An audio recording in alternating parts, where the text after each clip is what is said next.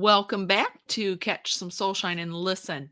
I am going to miss doing these episodes with you, Kate. I listened to the last one today on the way to work, and I'm like, that is so good. I know, Anyway, I've loved it.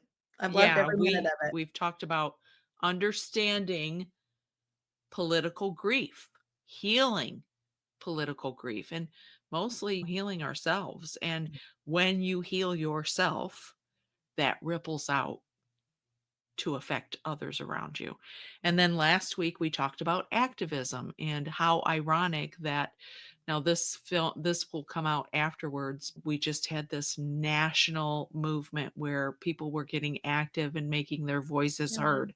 Today, we're talking about navigating divided relationships. It means how do we navigate those divided relationships? yeah. Can you bridge some of those relationships? Sure, to a certain extent. But there's also things like boundaries and Mhm. speaking your truth. And we're going to get into all of that. But Yeah, before we do, remember to hit subscribe, hit the bell, and give us feedback. We're doing this to help the universe. So let us know what you've gotten out of it. So yeah, I this want to divine start out. timing this divine timing has not been just for us. This has been for you guys. It has healed me and helped me. Mhm. We're doing this for the greater good. I would love to hear how it's landed with you, what you've learned, and what else you'd like to know. Last week, we had a couple of projects to help with healing, gave examples. If anybody made some, we'd appreciate you sharing them. Today, I have another project. Did you bring a project, I Kate? did. We'll go over those at the end of the podcast and hope you will join in on creating something of your own. So, the first section that we want to talk about is honoring your truth without permission. Okay. So when I speak my truth, I think about the four agreements. Be impeccable with your word. Use your word in the direction of truth and love. That's where some people get hung up. They feel their word is truth, but if it's not in the direction of love, And the way you can measure whether you're coming from love or not is, do you feel the need to be right? It can be your truth. But when you start arguing with someone about who's right and who's not right, which Mhm. means a wrong, that's when we're no longer coming from love because love doesn't speak in right or wrong. It speaks in what's true for you and you hold that space. That's hard, especially when Cory Booker said, this isn't about right or left. This is about right or wrong. There are moral right and wrong things. Our government and our legislature and the judicial system is doing that. They have to measure that right and wrong. When we're making someone else wrong, that's no longer coming from love on our parts. I have an example. I have a friend. We worked closely in a nonprofit, and his heart is really in it. Like he really wants to help people on their journey of recovery. And so do I. But we're on different ends of the spectrum. Yet we love each other. I just love him. He is Yeah. such a great guy. We've talked about it briefly, and he's, no, that's not what's happening, Dawn. And I'm like, yeah, it really is. And then I've got to let it go Yeah. That's where because the boundary comes in. I'm not gonna change his mind. He's not gonna change my mind.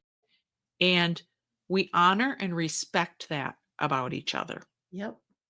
And that is where the where love holds the place mark for where the relationships in my life go. The point at which I start to feel abused or mistreated, that's when love is no longer. I have to set a boundary and step back, step away so I don't trash a relationship that's valuable to me or where I get to let that relationship go out the door because Right.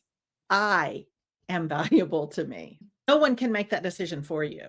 You love yourself first, and then you draw that boundary Dawn talked about. Yeah. And that's another sticking point of our conversation is boundaries. What do healthy boundaries look like for you? Does it mean you're going to listen to somebody spew something tugging at your heart? For me, that's not a healthy boundary. I'm going to remove myself from that. I'm going to not look at social media that Right. spews that hatred and that propaganda. I'm going to ask someone kindly, please don't talk about that around me. The people that are important to me, that I love, have honored those boundaries. Yeah. And if they don't, they're not your people. Dawn and I were talking about this before. It doesn't mean you're on opposite ends of the extreme. It can be someone who agrees with you 100%, but they won't drop the conversation. It becomes part of every breath. That's not healthy. Drawing that boundary might be exactly what they need. I loved what you said about social media because curating my social media has been the best gift I've given myself. I Mhm. simply unfollow, unfriend, block the accounts that are spewing one way or the other. And that's a much more peaceful place to be. Because some of the accounts that have some of the same viewpoints that I do are Mhm. spewing hatred toward the other side. I Yeah. don't want to be a part of that. I want to focus on the issues, the values, the core things like we talked about in past podcasts, the right to live your life the way you want to, the right to believe what you want to believe, taking care of our planet. Those are all causes I feel are important. And if you're gonna bash the other side because you have those causes, I don't wanna hear that either. There has to be when we look at life as a wheel and you have three-quarters of your wheel leaning this way, you're gonna have a very lumpy ride in your life. So Yeah, bringing that balance in, having a little bit of that ecology, a little bit of that how we treat other people, a little bit about nature, a little bit about politics, a little bit and just allow that wheel of our life to be as solid and as round as it can be, that balance and yeah, roundness, bringing that. right. Yeah, we each do what we can for nature, protecting people's rights, letting people be seen and heard, but I'm not perfect. No. I've probably littered more than I could even account for in my lifetime. I'm more conscious of it, and I try not to do those things, but no one is perfect. We're just trudging this path, doing the best we can with what That's we have. I didn't realize how thoughtless I had been about one-use paper products, paper Mhm. towels, and how many paper towels I went through until I started using a cloth. And I thought I was doing so good because I was using these cloths, and I'm not using paper towels in my art, I'm using cloth in my art, I wash it, and I go on this retreat with Whitney Freya, who is a goddess about the environment, and in plastic bags, purchasing things packaged in plastic, refusing to do those things. And my eyes were open to, oh my gosh, there's so much more that I don't know. It's the same thing in the political realm. Yeah. I may think I know it all, but there's always another side, another viewpoint, and the reason behind why that came into being. And so I'm not going to be that person persecuting someone else, just like I'm not going to allow them to persecute me. Those boundaries have to be set wherever it's comfortable. But you might not know it all right now, too. Learning and education and history was never my favorite subject. But now I realize how vitally important history is. There's a lot of books that are being banned. Go read them. We are responsible for carrying the message forward. If things are being removed, just During the Holocaust, they had huge piles of book burnings, and Well, it was yeah, up to the people to keep that history going. That's our responsibility. I've learned in the last 10 years things that were not taught. It's not just that I was asleep during class, which could have been the thing, but it wasn't Yeah. taught in those classes. No. And Exactly. we weren't charged with teaching them to our students either. I had no idea the massacre in Oklahoma. I didn't know about the Tuskegee Airmen. History has been curated for us to know and understand. Going to learn about that is the best thing we can do. The banned book list is a great place to do some shopping for education. Absolutely, and we have the power, like what we're doing right now, we have the power of this social media platform, this digital platform that we can put things out and we can educate people, and we're using it. This is part of mending the divide because I'm not gonna be silenced. That's what this all came out of, Yeah. is you and I just sitting there feeling like we can't just be silent. Mama Kate is telling people it's gonna be okay. But I also am saying, I don't know what's gonna happen. I know we're all gonna be okay one way or another. If we choose to be, we are going to be okay. Yeah. Reading Viktor Frankl's book, reading Nelson Mandela's book, we're going to be okay if we choose to be. But I Mhm. can't tell you that life is gonna go on the way we are living it now. We're Mhm. seeing that shift very quickly right now, but I can Mhm. tell you we're gonna be okay. Right. But Mama Kate had to speak up, and some of what's happening is not okay right now. It is not what I want to see happening in our world, and if I wanna see it changed, I have to be the change. Yes. You coming up with this podcast series, chef's Yeah. kiss. And community, that's another thing. Yeah, Forming these communities that you feel heard, seen, valued, and loved in your community is imperative. We have the benefit of having a social platform where you can go in any room of your house, click a button, and right. have your community. After Brad died, I sought out special private Facebook groups, mothers who have lost children to overdose. Yeah. We're a specific People branch who of those understood. mothers. There's some, what did the parents do? Why'd the kid get on drugs anyway? He must have come from a bad home, blah, blah, blah. You know what I mean? People talk. So you find those communities. And same with you, you have Yeah, the transgender children. And yep, oh, really? Why is that? Just because. And yeah, we love people right where they're at. that's right. Finding these special communities that love us and support us and understand us, that we can be our true authentic selves Yeah. without fear of someone judging us or those keyboard warriors. It's really Just important. just you opening the door to your community, and we've lifted up Val a couple of times for sharing what her kiddos are doing and her discussing grief. It makes me feel like I have a community to support as well as support me, the community we met in. That has changed my life, and Whitney Freya's group has Mhm. changed my life, and Garen Yeah. Jones's group has changed my life, and Yeah. every single one of those has a special place in my heart. I do have people here that I love and that I go to, and we go out to breakfast or lunch or whatever, but I at 3 in the morning, if you're sad, you click on that community and they're right there with you. So we talk about community sometimes, build your community. You're right on to point out that it's at the click of a button. It Yeah, doesn't have to be a group that you go sit in a circle and discuss your grief.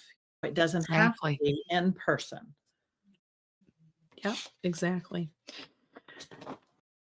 Okay, this is a deep one. Understanding radicalization, Oh, psychology of it. it's Um, interesting, and I probably shouldn't throw this out, but we've just passed the anniversary of the Jonestown Massacre. I did a deep dive to study just what happened. How did that many people willingly participate in that? I did a deep dive into the Holocaust. Read Anne Frank, others. I wanted to understand how a group could stand by and watch something happen. Now reading Viktor Frankl's work and again Nelson Mandela's work, how do a group of people, one person at a time, Yeah. and there is radicalization that occurs right under our noses. Mhm. So to understand what those people are feeling who become radicalized, you're right, is so important. It's like sticking a frog in a pan of water and turning on the heat slowly. Yeah. Before you know it, the frog's boiled to death and they don't realize it. It's different than threw a frog in hot water. They jump out Right. immediately, but it's a slow chipping away of that nervous system. And before you know it, you're boiled, you're Yeah, dead. and recent research tells us that when we were looking at ISIS and how are they recruiting people, it's people who feel isolated, people who feel bullied, afraid of something happening, their rights being taken away. You threaten someone's family's existence, they're going to respond or react if they're in that state of fear. Mm, So to understand the people I know and love who we don't agree, they're coming from a place of fear and for me because yeah. they think I'm the wrong one. Mhm. It's not even necessarily they fear for their own because they think they can take care of themselves. Right. They are afraid for the people having the wool pulled over their eyes, they think. So we both have blinders on for the other. And Mhm. to just understand with a compassionate heart that most often it's coming from fear. If someone is turning against you, it's because they're afraid for you, or they're afraid for themselves that you're going to harm them in some way. The willful harm that people cause, that looking at going out and creating groups that attack and slander and hurt other people, that's often not what's happening. Often it is just a state of passive compliance with Right. the people they think are leading them. Okay, let's see here. Fear, isolation, misinformation often drive these Yeah, beliefs yeah, and radical beliefs. You can choose when to engage and when to let go. We yeah, have a choice. yeah. That brings us to our next segment, which is, of course, how do we channel our grief? Let's say you do have a divided family and you can't communicate with someone you love. How do you channel that into creativity? And Kate and I are both artists, so of course, we have some projects for you. Yeah. Last week, I remember I do my journal and I wanted to show you this motion wheel with colors. And in green, you have happy and content and excited. Red, maybe anger, orange, fear, fun to use as a tool to pick Yeah. colors. I Remember, used I to have showed you the circles I yeah. started? And after our podcast, I finished that and I picked two colors. And I picked green, Oh, I which love it. I feel is the heart centered Yeah. chakra. And then I picked the complementary color, which is orange, Mhm. which is what can be like your root connection drive. I made my circles into something very beautiful. and also use some iridescent gold. Oh, beautiful. That's Just another way to make those mandalas in very simple ways. I use a skewer. I love my dots, so I Yep. often put dots in my artwork, and I used a Yep. skewer just go around and make Love some it. dots, I and love it. I love my swirls. This process was so meditative for me, and I love how relaxed I felt Yeah. afterwards. Art is a way of expressing yourself in ways that words can't. So Yeah. the circles are always something that means unity Yep. and Completeness, wholeness. togetherness, and the spiral, like it's Yep. a continuation, Yep. and the colors were representing where I was. I encourage everybody to try and do something with some Yeah. circles Yeah. and Kate, what do you have? One of the things I do when I'm struggling to process them, it's a struggle in my head, is I will sit down and I'll just write it out as I feel it. I don't Yeah. try to sugarcoat it. I don't try to make it sound flowery in case somebody reads it someday, because I'm one of those who I don't like to leave things my grandkids might read. So I get it all out on the page. Then I take my gouache or acrylic paints and put a picture. I paint circles, flowers, spirals. I'll paint dark over the whole page and then have light come forward. So I feel like I'm coming out of the cave into the light, whatever it is, just so that then nobody can ever read those words Okay, I forever. have a confession. So you can't see it, but you might see a couple words I wrote Yeah. inside this and Yeah. painted over them. Here's the one I was talking about with the darkness and showing coming out of the light. Yes. Very simple. The other page I did one day was just heart, and the other day was flowers. And my Right. journal, and you can kind of see underneath some of it, like you can see some of the words because I use markers to do my journaling. When I paint over it, I use water soluble markers, not permanent ones. When I add water in the paint, it starts to break up those words and gives color and life to something that might have felt dark and scary. Just getting that out. So, take something that feels desolate and turn it into something you don't mind looking at. I know the words that are under there. Nobody else needs to know.